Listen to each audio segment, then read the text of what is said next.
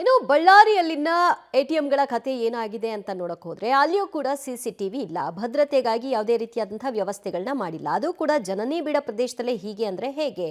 ನೋಡಿ ಬಳ್ಳಾರಿಯಲ್ಲಿ ಹೇಗಿದೆ ರಿಯಾಲಿಟಿ ಚೆಕ್.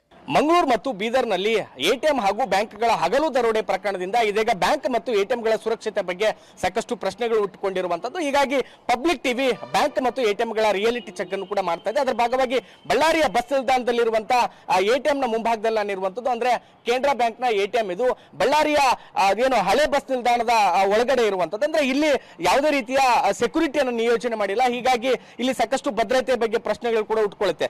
ಈ ಒಂದು ಬಸ್ ನಿಲ್ದಾಣದಲ್ಲಿ ಸಾಮಾನ್ಯವಾಗಿ ಪ್ರತಿನಿತ್ಯವೂ ಸಹಿತ ಸಾವಿರಾರು ಸಂಖ್ಯೆಯಲ್ಲಿ ಪ್ರಯಾಣಿಕರು ಬಂದು ಹೋಗ್ತಾರೆ. ಇದು ಜನನಿಬಿಡ ಪ್ರದೇಶವೂ ಕೂಡ ಹೌದು. ಆದ್ರೆ ಇಲ್ಲಿ ಒಂದು ಸೆಕ್ಯೂರಿಟಿಯನ್ನು ನಿಯೋಜನೆ ಮಾಡಬೇಕಾಗಿತ್ತು. ಆದ್ರೆ ಹಗಲು ರಾತ್ರಿ ಎರಡು ಬಾರಿಯೂ ಸಹಿತ ಇಲ್ಲಿ ಸೆಕ್ಯೂರಿಟಿಗಳು ಇರೋದಿಲ್ಲ.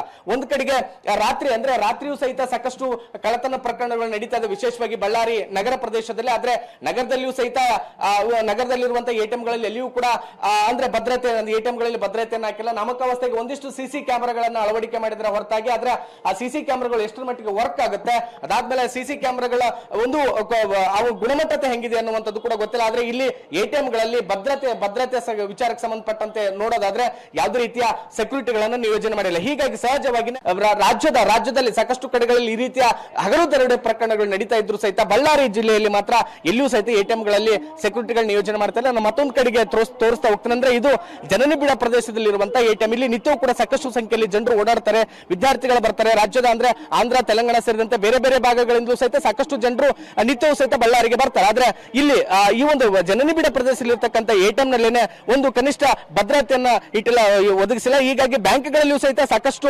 ಸುರಕ್ಷತೆ ಬಗ್ಗೆ ಅನುಮಾನಗಳು ಇಟ್ಕೊಂಡಿವೆ. ಜನರು ಒಡವೆ ಮತ್ತು ಹಣಗಳನ್ನ ಒಂದು ಬ್ಯಾಂಕ್ ನಲ್ಲಿ ಇಡ್ತಾರೆ. ಆದ್ರೆ ಈಗ ಬ್ಯಾಂಕ್ಗಳ ಸುರಕ್ಷತೆ ಬಗ್ಗೆ ಕೂಡ ಸಾಕಷ್ಟು ಅನುಮಾನಗಳು ಇಟ್ಕೊಂಡಿರೋದ್ರಿಂದ ಜನರು ಆತಂಕಕ್ಕೊಳಗಾಗಿದ್ದಾರೆ. ಹೀಗಾಗಿ ಬಳ್ಳಾರಿ ಜಿಲ್ಲೆಯಾದ್ಯಂತ ಇರತಕ್ಕಂಥ ಎಟಿಎಂಗಳಲ್ಲಿಯೂ ಸಹಿತ ಸುರಕ್ಷತೆ ಇಲ್ಲ ಅನ್ನುವಂಥದ್ದು ಇಲ್ಲಿ ಸ್ಪಷ್ಟವಾಗಿ ಕಂಡು ಬರ್ತಾ ಇದೆ.